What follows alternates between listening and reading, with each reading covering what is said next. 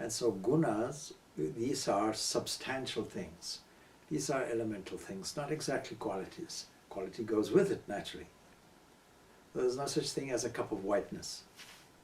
You have to say, what do you mean? So you asked me to get some whiteness. White, is it white milk? Is it white paint? What is it? So these qualities are really qualities of something. These are substantial, you might say, types of nature, but that's kind of put a little awkwardly. These are the evolutionary forces and material of nature. The whole of nature. What do we mean by nature? Nature, when you talk about nature, is described in the Upanishads as from Brahma to a clump of grass. That covers a whole range. In other words, all the observable universe comes within the scope of nature. And not only that, but whatever is beyond it. So there's potential nature. In terms of forces, the old term for energy is forces.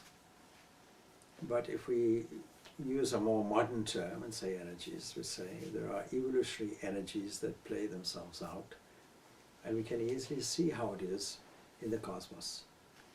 And there's one law, one rule about existence and the truth of the objective universe, that what is valid for one small microcosmic aspect of it will be valid for a macrocosmic aspect of it.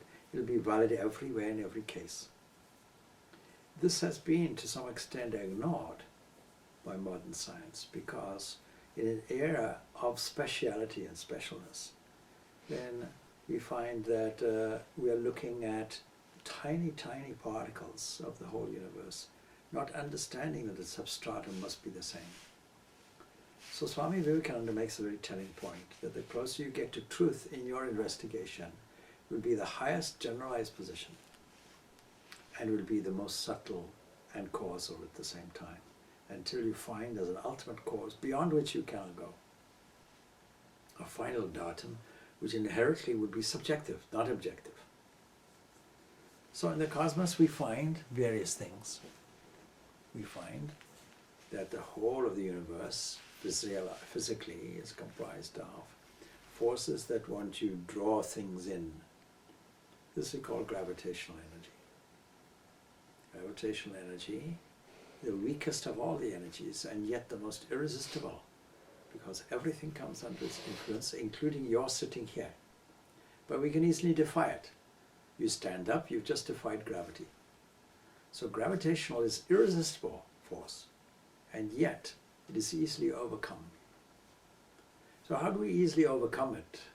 There's a movement against it. And then there's a kind of status quo where things are unwilling to move at all. In physics we call this therefore gravitational energy, electrical energy, and we call this inertia.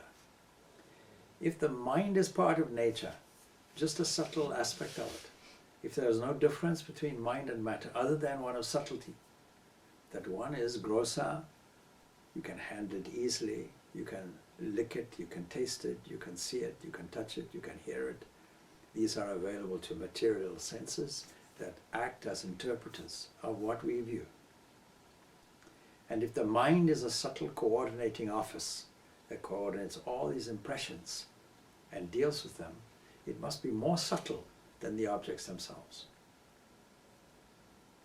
And so if we do an investigation, what is nature? What is existence? What is the world as we know it? We can easily go from the obvious outside to the more subtle area inside. Now there's a complication in this. What is that?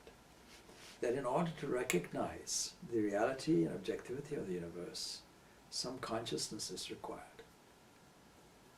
We have to be aware of what we're viewing, and ultimately there is just awareness itself. This is subjective consciousness itself, no objective happening. So when we talk of consciousness, we're talking of objective consciousness on the one side, things that we are aware of. And the thing that is aware, the actual entity that is consciously aware as a witness, as an observer. The ancient investigators, the great rishis and so on, looked into this introspective aspect in a search for what is reality, and dismissed anything that falls under the category of change, anything that has a characteristic of change. And what is this changing thing, this changing milieu? Three aspects are there, we call these gunas. But if guna etymologically means something like a rope that binds you, then what is its relationship between energies and forces and components? It's because it binds us to act and react in a certain way.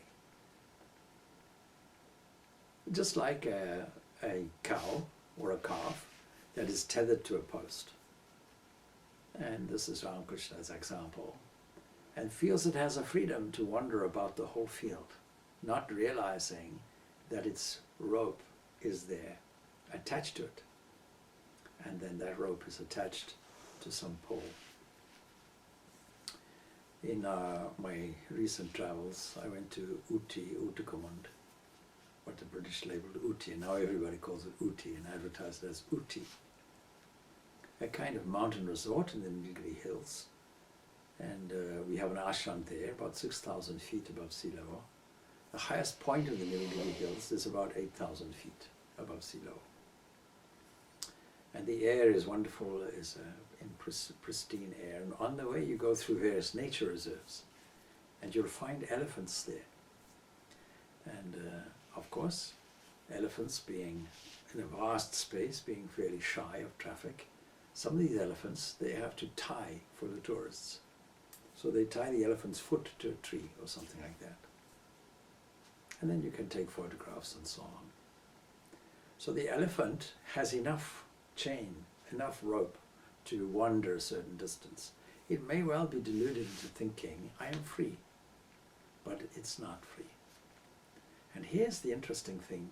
You would get used to that, and then you take that chain off. It still remains in the same spot.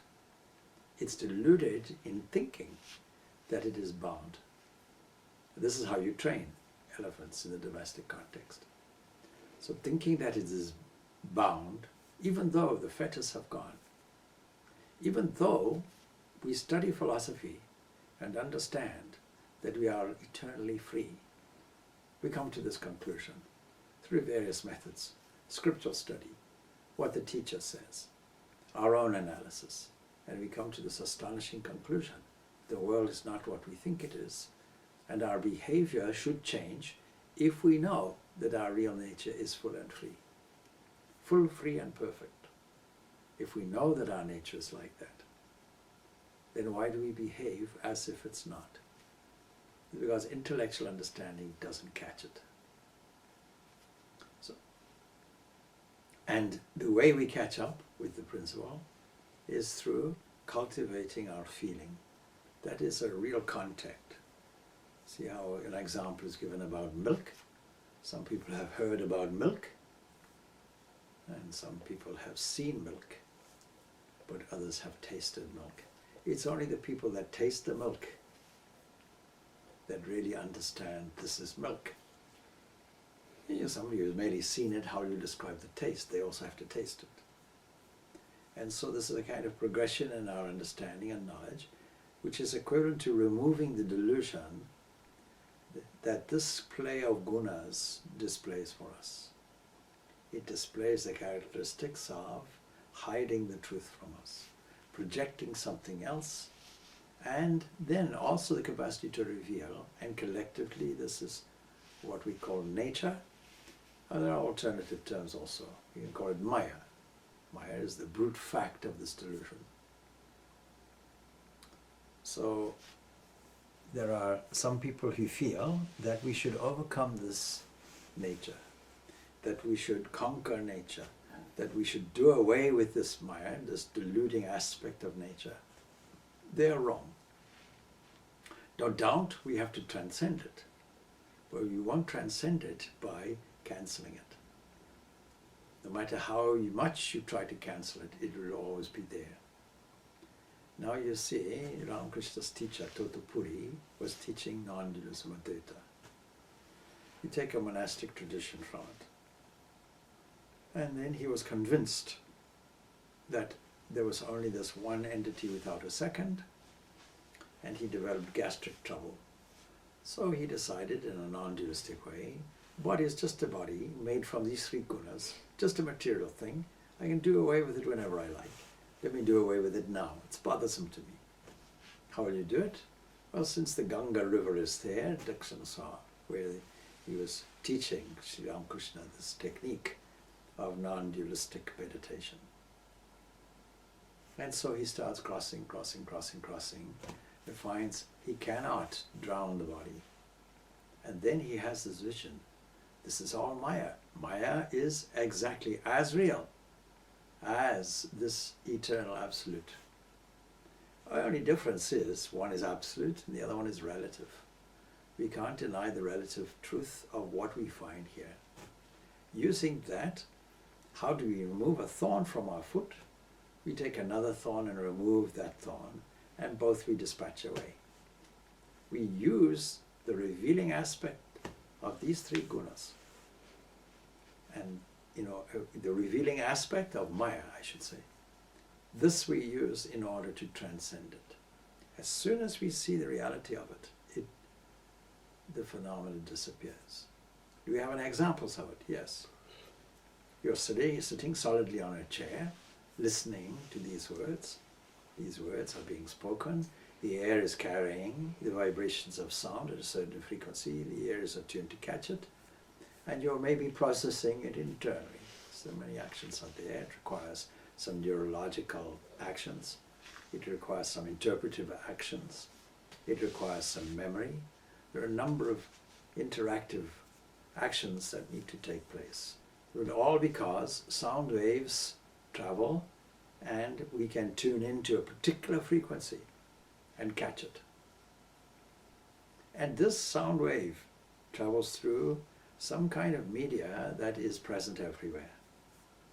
Something like the electromagnetic field that we find that carries radio waves and sound waves and light waves and heat waves and a number of different waves.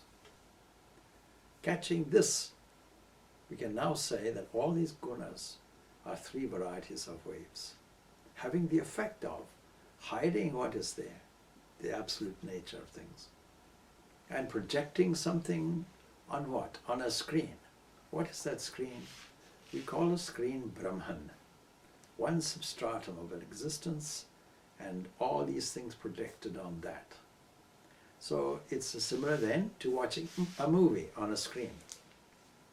Let's say the screen is Brahman, this ultimate principle. And then we see the moving characters on the screen, displayed in units. Small pictures, and then run in fast rotation in such a way that the eye doesn't catch the unit aspect of it, only catches the continuum aspect of it. We can easily see and get engrossed in that and miss the screen itself and get absorbed only in the moving characters. Once we absorb ourselves in the moving characters, we forget about the screen. This is the nature of our avidya, ignorance, another term for these collective three gunas called Maya. Maya, nature, these are interchangeable terms. And so, how do we understand the substance that never changes, the screen, as it were, in the example that sits behind us? We have to stop the movie. Other examples where we stop the movie? Yes.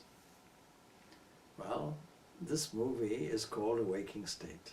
You're sitting here on chairs in this waking state, but sooner or later, you'll doze off. Hopefully, not while I'm speaking. And then what you'll find is other characters will come. All kinds of other adventures will be displayed for you. And instead of having one ego, we have multiple egos there, the same entity molding itself into different scenes, all within an aspect of dream time, dream space, dream causation. And then when that's over and finished, there's a kind of blank. We have the impression there is a peace. There is no duality here. There are no movements here. Time is not available to us. Space is not available to us. Except a deep causal space, if you want to put it in this language. But certainly, there's no movement. There's no sense of duality. The sense of oneness, and therefore you are at peace. It's only when there are two or more things that you become disturbed and have an action and reaction to it. When there's nothing to react to, when there's no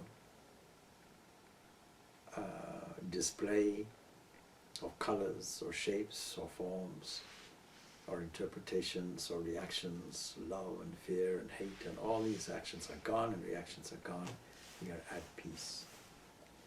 There is a state quite close to this that we can witness directly. We call this yoga nidra in yogic language, where there's nothing going on in the mental field except an awareness of the peace which is there. A state of very deep relaxation. But this is a causal state. Now I mentioned that everything that happens on the microcosm will have to happen on the macrocosm too. The law of nature needs to be constant everywhere. And so therefore, is there a cosmic version of this? Cosmic version of this ultimate causal state is where these three gunas are in equilibrium. This is a state which we call laya, that is potentiality, a kind of sleep, cosmic sleep, where all the energies, all the movements, all the celestial bodies, all the gases, all the electrical forces, all the gravitational forces, all decide to enter into this state of subtlety and eventually quiescence, only to erupt again, and this produces for us a cyclical cosmological model. This cosmological model of cycles has been an inspiration to many modern cosmologists, seeing the various flaws in the current cosmological theory. I'm saying theory because the standard cosmological model is what we may call the Big Bang, that produces for us what we call a cold dark matter model, a lambda cold dark matter model. Lambda represents cosmological constant. And so the mystery remains. What is this? Because we have to have something called dark matter not explained. And this is apart from all the initial problems with this theory that have not been solved. We won't go into that, but broadly it's called the flatness problem, the horizon problem, the antimatter problem. We know in a laboratory, if you want to produce matter, if it comes out of a quantum field or something like a quantum foam condition, a quantum void, virtual particles appear and disappear and have to come in pairs. One comes up, gets annihilated immediately. Matter and antimatter is a proven phenomena. And I think it was the physicist Pauli who developed this idea, and it was proven. So we can manufacture in the laboratory matter and antimatter, and we get a zero at the end. How is it that we don't get this in this universe? Where's all this antimatter? Where did it go to? What annihilated it? And so we have to introduce some kind of speculative solution to the problem. And like this, many speculative solutions have gathered pace, and now it's taken for granted as fact. Many cosmologists see this as unsatisfactory. And they look to this great aspect of science, which we find in the East. And they say, well, maybe this cosmological model of a cycle has some validity. And so there are various pioneers in this field. One is a man called Paul Steinhardt and so on, and they're developing what is now called not Big Bang, but Big Bounce. Big Bounce assumes there must be some membrane somewhere which ultimately can collide, and then you have the same effects as a Big Bang, but it still doesn't solve all the other issues. It just says we need an answer to find out what happened before a Big Bang. Where did it all come from?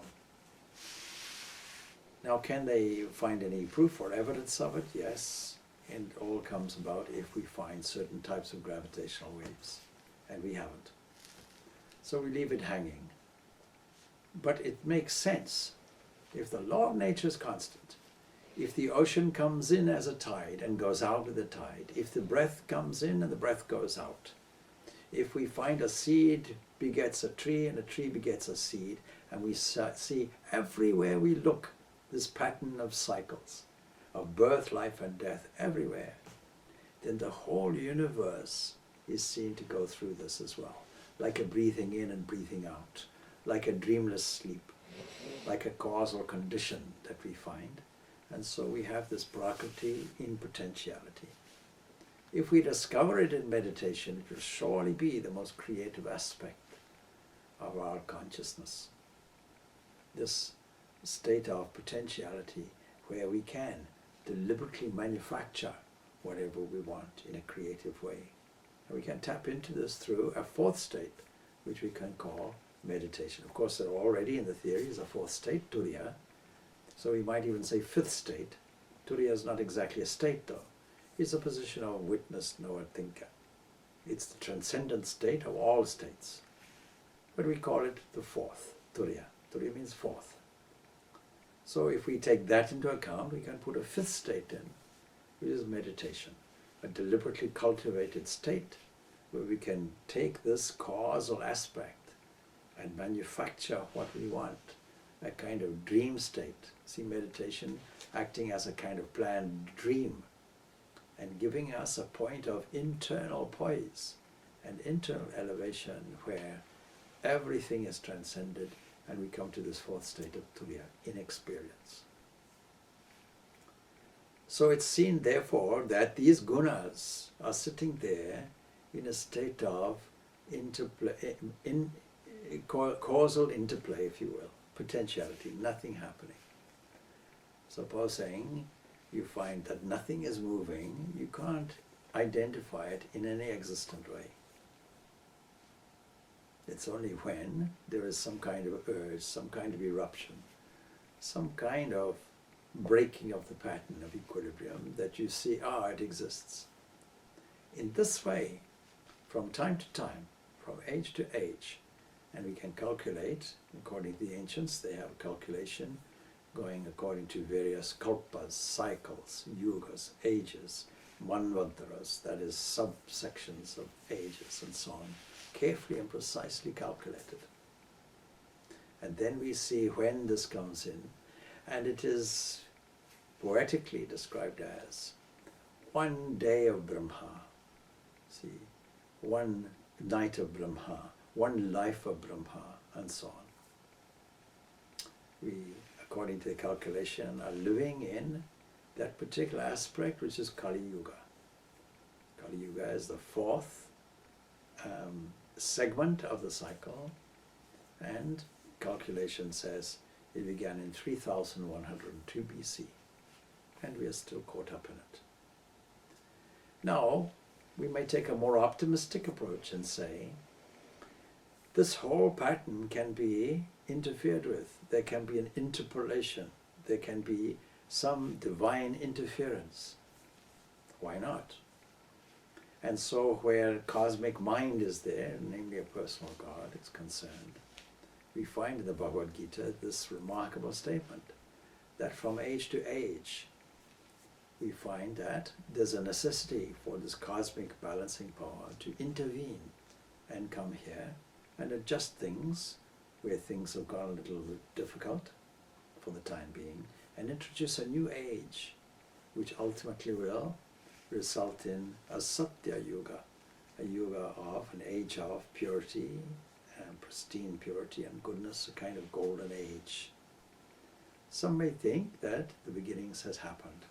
It doesn't look like it, but that's only because you read the news and the newspapers and listen to all the things going on. Bushfires in Australia, climate change, disasters here, disasters there, people fighting, people bringing out their animal behavior, and man's inhumanity to man going on for eons. An extension of egoism is taking place, and man's destruction upon man with the most sophisticated and destructive tools at their disposal, namely nuclear weapons. So we may take all that and then make a darkness in our soul and not be willing to get up in the morning and infiltrate the mind with pessimism to the point of suicide, is much better to make a useful life. How do we do that? If it's true of nature and the mind is part of nature, then you're saying that qualities of the mind is also true. So we find that these three gunas are there operating in the mind, and we call these Sattva, Rajas and Tamas in any context. And so the mind being something that is material, we find this material element in subtle form is there as these three gunas. And we can say, broadly speaking, a whole range of descriptions for them. But let's give a few. You may notice that on some days, on some occasion, the mind is dull, unenthusiastic, lazy, and you don't want to do anything. No enthusiasm. You'll find the body might feel the same, because if the mind feels like that, the body feels like that. And sometimes it's the other way around. Sometimes after eating some unsuitable food or not taking exercise, lack of energy is there, and the lack of energy passes on to the mind, and the whole mechanism, body-mind complex, feels dull. This is called tamas, literally means darkness, that aspect of the gunas which we find as inertia everywhere. And this kind of attitude and aspect we have to avoid. Some measures we can take. You make sure that the body doesn't feel like that. We can make sure, therefore, that it reflects positively on the mind. Then we can also, it's a chicken-egg situation, we can take hold of the mind, make it enthusiastic. Like shifting gears. You're driving a car with manual gears, you're going to easily, being in control, being full and free, you're going to easily take this with a determination, an aspect of the mind, a willing part of the mind that we can use. And we can elevate, come on, let's shift this gear from tamas to the next level. What's the next level? Next level is called rajas. Rajas is a condition of enthusiasm, tremendous energy, a go-getter attitude. But here's the problem. It's binding you because it binds you to pain, ultimately becomes painful. Why should it be painful? Because it has an egocentric structure to it. It has a motivation which only has self-interest on board. And you know, it doesn't matter if you're religious or spiritual or otherwise. Two qualities are necessary, according to Swami Vivekananda. One is complete sincerity and truthfulness. And the other one is selflessness. You have these two qualities. You have everything that every religious aspirant will have, regardless of whether you're theist or atheist. But how do you become completely selfless? Even a materialist would argue, we don't believe there's any altruism in the world, because they witness their own behavior and that of others. And they say, you're only doing good to get some kind of praise or some kind of reward. They'll be skeptical about it. But there are other examples of the highest nobility of mind, the highest character, the highest degree of illuminating saintliness. Some character that has decided to operate and think and work for the benefit of all existence, all beings, not just humanity, but all beings, welfare of all beings.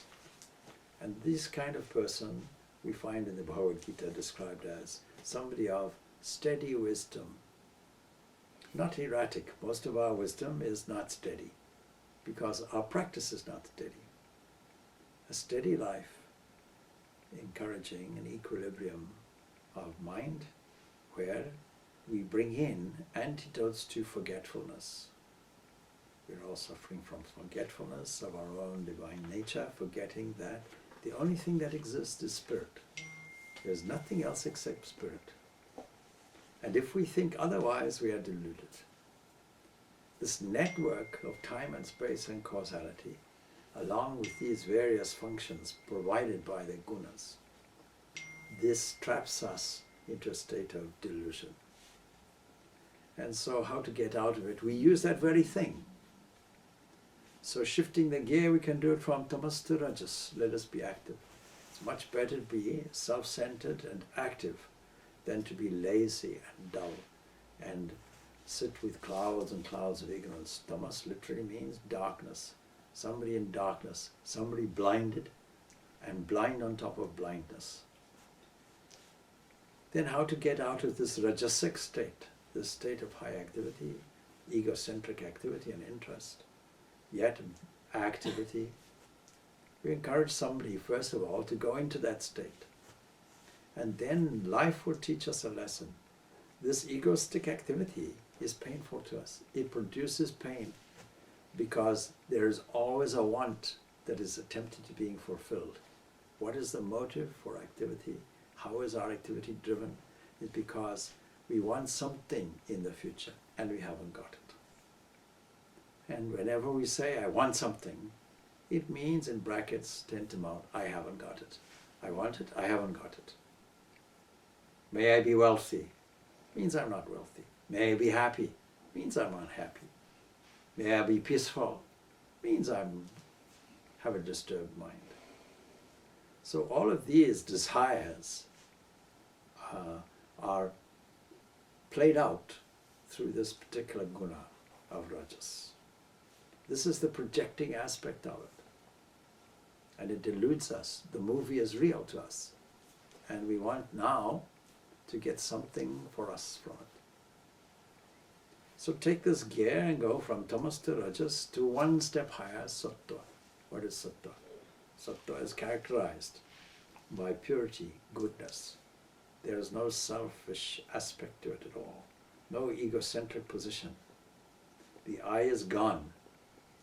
And therefore, one of the practical ways to shift this gear will be what we call occupational therapy. Occupational therapy, if I'm interested in the welfare of others and all other beings, I have no time to think of myself selfishly and sit down and think, poor me, what happened? Now all of these aspects of egoism, all these egocentric positions, we teach. We teach through a process called Enneagram, a personality development course. And we see that there's no such thing as a standard ego. The ego is comprised of different components. Two outstanding ones. One is actually called guna. By this we mean inherited tendency. And then the other thing is karma. By that we mean the nurture side of things. Our reaction to the environment comprising of our parents, their teachings, the environment as such, happiness, unhappiness, essentially a survival mode that wants us to exist beyond the odds and beyond all the influences. And so we can play a game. Spiritual life should be a wonderful game if we have an adventurous spirit, thinking philosophically that there's only one reason why this play of these three gunas is occurring. A play of various waves, categorized as sattva, rajas and tamas. And how then to deal with this play, enter into the play and play the game very well. Use the game, use these elements. Just like shifting the gear, tamas, rajas, sattva. Every opportunity we have, pause and make an assessment. Where are we now? What condition is the mind at any given moment? And we find, oh, the mind feels very dull. Never mind. Let's shift the gear to rajas. Let's make it enthusiastic. Let us do some activity. And then what is the next thing? Let me do it for God. Or let me do it for the other. Or let me do it with an attitude of forgetfulness of my own self-interest. Let me try to transcend this prophet-actor complex by shifting the mind in a noble way. And we find humanity has done this, and we call it collectively civilization in its true sense. Civilization not meaning accumulation of technological advances or sophistication in architecture or building or legal systems or any of these aspects or social conditions which enhance the condition of living. None of these things do we mean. What we mean is a civilized attitude that finds no room for war, no room for anything that disrupts a unity of existence, a bringing out the highest qualities and potentialities of humanity, compassion, love, altruistic action in its true sense, with no self-interest whatsoever, doing the best for humanity, seeing the best in everything and bringing it forth. This is called Sattva. And Sattva, as all these terms, has so many different layers and levels of meaning. So it can mean purity, purity of intention, word, thought, action. The Bhagavad Gita has whole sections on these three gunas and gives us many examples of behavioral Sattva, behavioral Rajas, behavioral Tamas. Let's play a game, therefore, this life being an interplay of three sets of waves called Sattva, Rajas and Tamas. And let us use this game, and wherever we find dullness, let's push the gear up to Rajas. And where we find Rajas, let's push it further to Sattva. Play a game like that. Tamas, Rajas, Sattva. Tamas, Rajas, Sattva. Rajas, Sattva. Tamas, Rajas, Sattva. Like that. Shift the gear up to the highest all the time. Like shifting the gears in a car. And so this requires an appreciation and understanding of a unit framework that we call time. And time doesn't come in chunks. It comes second by second. Let's say second by second, maybe even sub-seconds. For our purposes, let's say 1 unit, 1 second. We have the capacity to stand back and see what is happening in the mental field and evaluate it. Is it tamasic? Is it rajasic? Is it sattvic? And anything short of sattva, we can push it. Or my mind. I see you're in condition of darkness and laziness. I see you're caught up in self-interest desires. I see that these desires are deep-rooted in the unconscious level. How to shift it? We can't do it at the unconscious level. We have no access to it. The only access to it is through the conscious mind. Consciously, therefore, we play the game and elevate every thought to the very highest, instead of entertaining all the language that we use internally, which is egocentric in the form of Rajas and Tamas, and ultimately being painful to us. We try to promote Sattva in every second, using this language of assertions, the language of affirmations, strong, true, wise, full, free, truth, beauty, goodness, love. How many put that in? Fill the mind with God's presence. Fill the mind with the highest values, the noblest values at every opportunity. Selfless love. That kind of thing. There's scope in Bhakti Yoga for it, love of God. As long as I love God, I have no scope to love the world, other than it being His playground. A re-evaluation of it now. Not something to be rejected, something to be accepted as God's dancing ground. Something that is transformed into something sacred, something divine. Supposing Karma Yoga is the emphasis in my life, then what will I do? All action I do in a selfless way, with all mindfulness in this present moment, immediately taking away all the issues of past and future, and what we might call colloquially occupational therapy. If I am there serving the other, if I'm there engrossed in this activity now, I have no time to think of me and my poor condition, and this person said that to me, and that person said this to me, and my finances went down, and my domestic situation is not. All these things, all these doubts and fears and temptations can come in and overwhelm the mind, only because we're not alert enough to play this game. We just let it come and go. Play the game. Every time Rajas is noticed, promote it to Sattva, bring in these values. Like that, shift gears. Learn the art of shifting gears in the mind. Why painful? Rajas and Tamas have this effect. But all of them are fetters. All of them ultimately will have to be transcended. Trigunatita. We have to transcend these three. But what will happen is, you see, if the mind is reformed and is illumined with this whole aspect of sattva, it then becomes not just my second nature, but my first nature. I then become illumined. Illumined means I then have the capacity to shine a light, as it were, on light itself, or to reveal more accurately the life or the light that is shining from within and illuminating everything else. Because sattva has a neutralizing effect. Rajas and Tamas are waves, and they all have this egocentric effect of pain. We have some example for that, yes. Supposing I'm in the forest, say in this nature reserve. This nature reserve I went through has tigers, but it also has deer. Now, if the deer is sensible, it won't be absorbed in simply standing.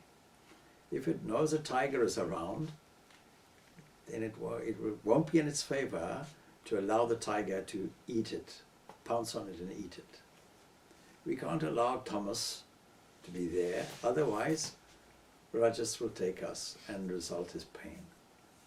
What about Rajas? Do you have some example for that? So coming back to the example of the deer, we are saying a kind of concept in Africa. In the early morning, in the African twilight of dawn, actually, you don't call it twilight, but where the sun is coming up and starting to spread its rays, every creature wakes up, the birds start singing. Now, hungry lions are there, and they want breakfast. And deer are there, let's say in African context, a species called impala. They have the capacity to run very swiftly. Now, I don't care whether you're a deer or whether you're a lion. When the sun rises, you better be running. The deer has to be running so as not to be caught, and the lion has to be running in order to catch. Both have to be there.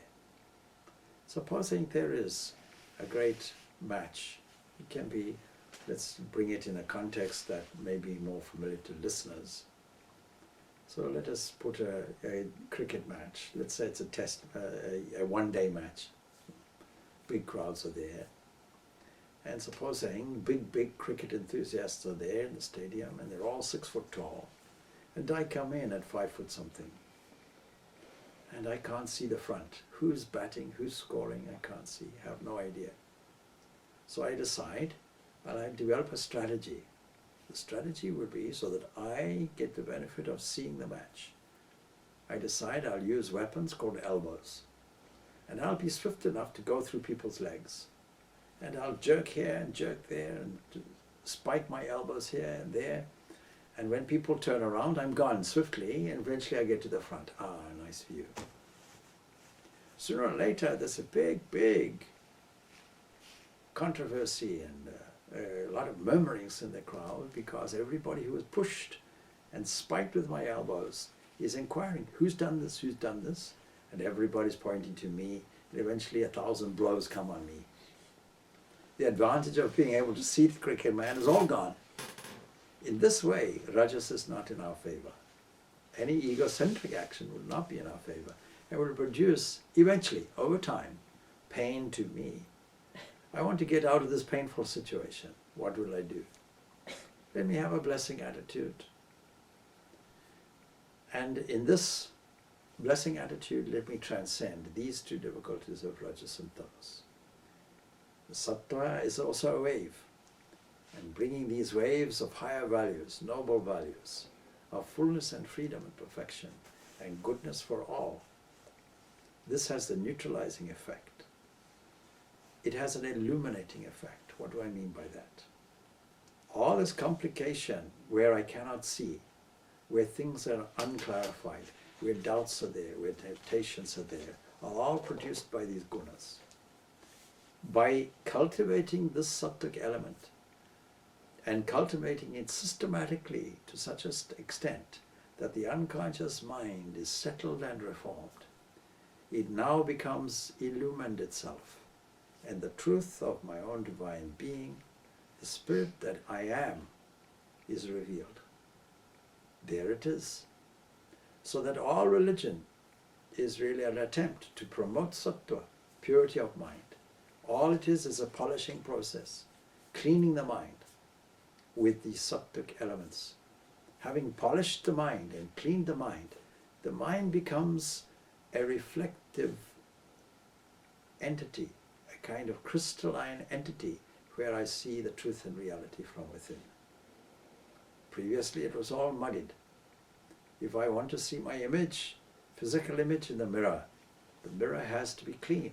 If it's all full of dirt and mud, I can't see. I have to clean it.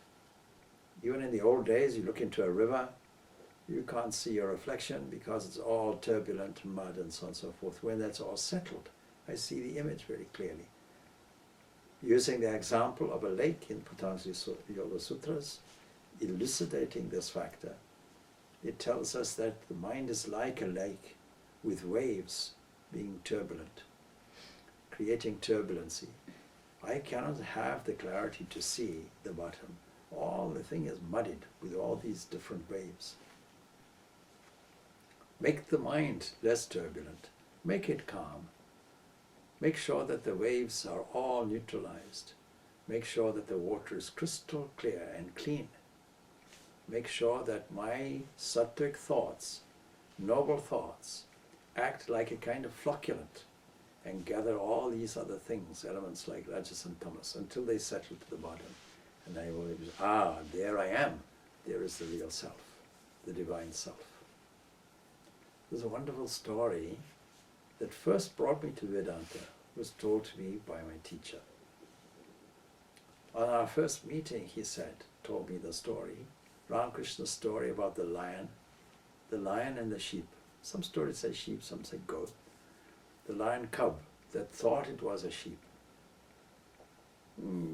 Being in the company of sheep as a lion cub, not knowing any better, with the mother gone and dead. The lion cub was brought up with all the sounds of the sheep eating grass, getting thin. Lions are not supposed to eat grass unless they're sick, and then they know, let's eat some grass in a medicinal way. But otherwise they're supposed to be carnivores. They have the teeth and the digestive capacity, and therefore the temperament that goes with it. When you start eating blood, you become aggressive, and that's your nature. And so, certain level of courage is required in spiritual life, not just a certain level. Actually, the key sattvic quality will have to be faith and strength, and these are two sides of the same coin. You have to be strong. It takes strength to play this game systematically and go against the grain.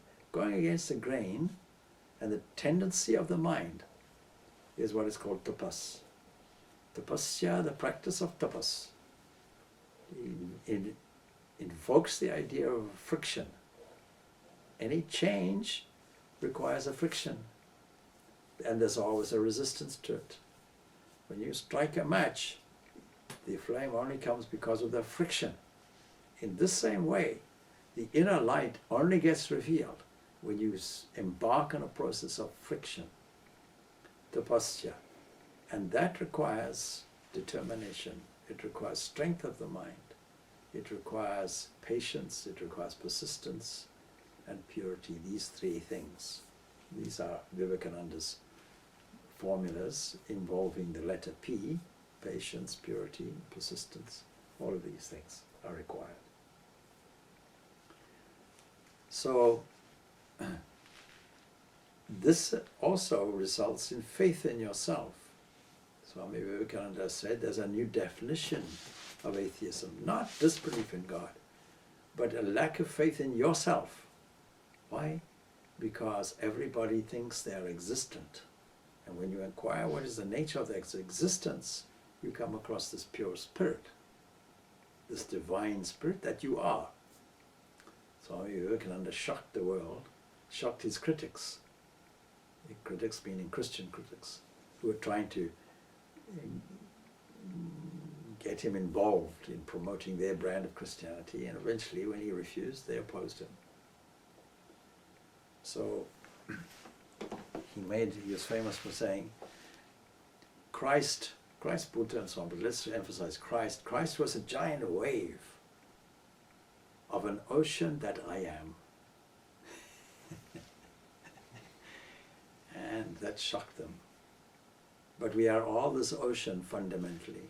It is only spirit. We have to be convinced of it. Gradually, progressively, bit by bit, by purifying the mind, cleaning the mind, taking the dirt away. Bhagavad Gita has these three descriptions. See, like an image obscured by dirt in a mirror, like the fetus in a womb obscured by the womb, like the fire obscured by smoke. So in this way, this mind has this muddied waters in front of it, this confusion where we limp along in life thinking we're doing well and avoiding the pain wherever we can, even though it's inevitable, and when it hits, not knowing how to deal with it. And the answer is promoting the sattva, that is the revealing factor, revealing aspect of these three gunas, and doing it in a systematic and scientific way.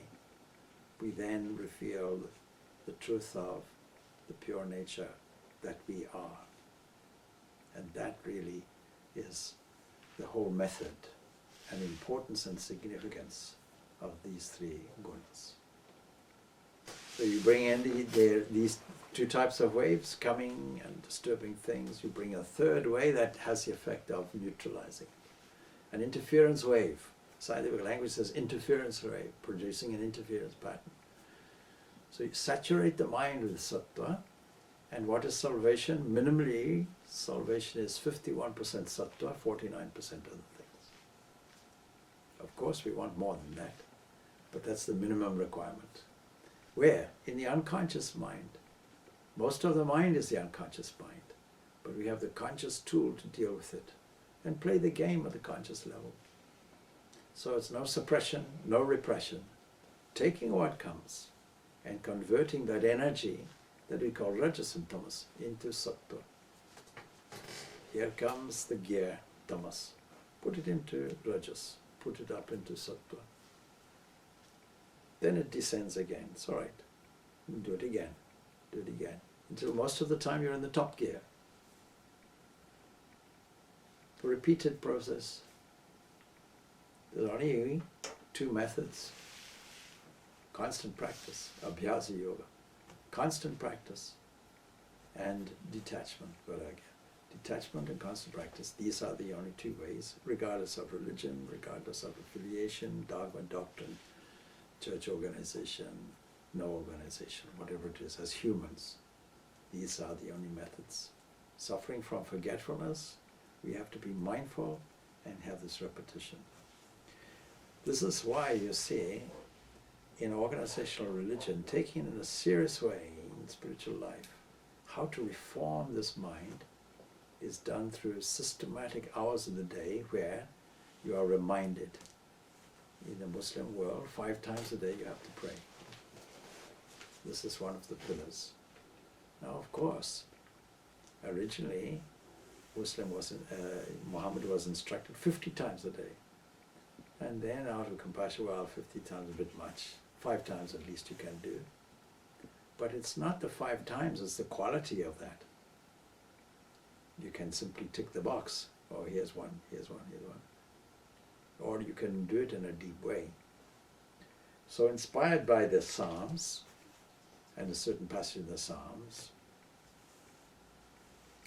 the Christian clerical office is said over 7 times, and in the monastic tradition, 7 times a day you pray, and once think at night. So virtually 8 times a day. The day is broken up into 7 segments, so that prayer is actually a kind of work. Now, supposing now in the early morning, you now think of God, and then you, a little bit later, and one is dedicated maybe to waking up and catching the mood of the day before sunrise. And then as the sun rises, an atmosphere of worship, adoration, and praise and thankfulness called lauds. And then the midday interrupted, again interjected with a thought of God. And then actual midday itself, 12 o'clock noon. And then mid-afternoon, something like that. And then evening vespers. And then Compline just before you go to sleep, like that. So there's a systematic design that enables the mind, facilitates the mind in a community to at least think of God 7 or 8 times a day. In Islam, 5 times a day. There's a minimal requirement. But of course, we can cultivate the mind to think always of the divine, without a break. Fixing your mind, says the Bhagavad Gita. It says, fix your mind on God. Of course, it's not easy to fix the mind, but we do our best until ultimately it becomes easy and natural. That means we can't think easily of anything else. The mind spontaneously goes there, gets saturated with this divine grace, so that any hint of what is seen or heard or touched or tasted immediately is recategorized and revalued and put into its proper context and put as a divine display. There only so that I can appreciate it and tune my own mind into it. So this tuning process is the process of playing the game with these waves called the gunas and promoting the sattva. And wherever I find that the broadcast is there and howling waves are there and tuning is not proper, then I tune in and create sattva. So many different examples I can use. Shifting gears I've used. Tuning the mind, using the concept of broadcast waves to be there. Until the mind's habit is like that. The habit level is purely only sattva. And that sattva has an illuminating effect, not just internally for you, but it spontaneously reflects outside. It shines through the very face. You cannot hide your light under a bushel or a bed, says Jesus. It is there for all to see. Some people say, you see, what is the evidence for God? Evidence for God is threefold. First of all, these sattvic entities are there, whose face shines and whose behavior is completely altruistic in the true sense of the word. Just the embodiments of pure love and compassion and the highest noble qualities of humanity. Such examples are there. These examples will tell you the method.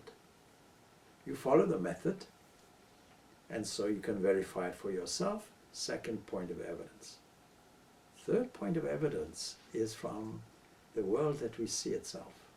We find rhythm, we find order, and we need an explanation which is not satisfied by a capital C chance.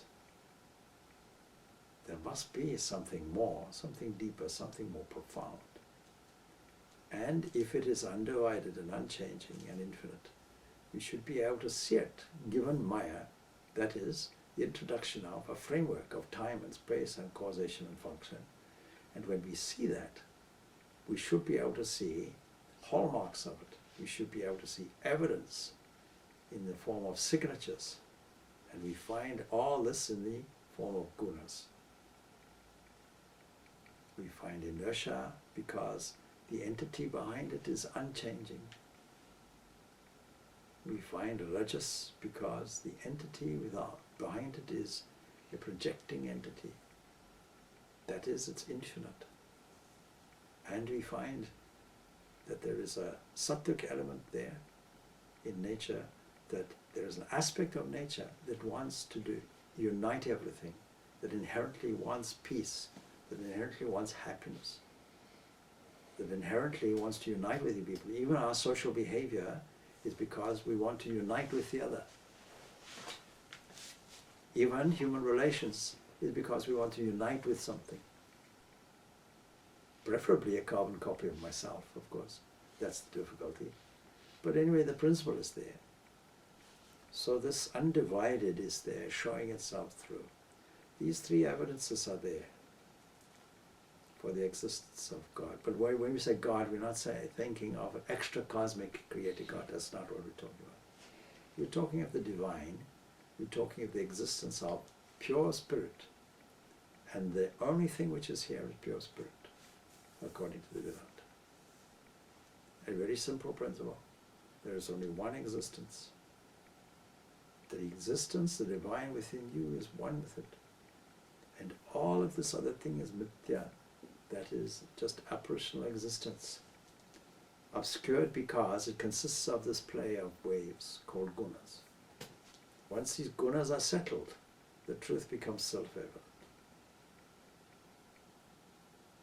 In short, the means is just a polishing, refining process.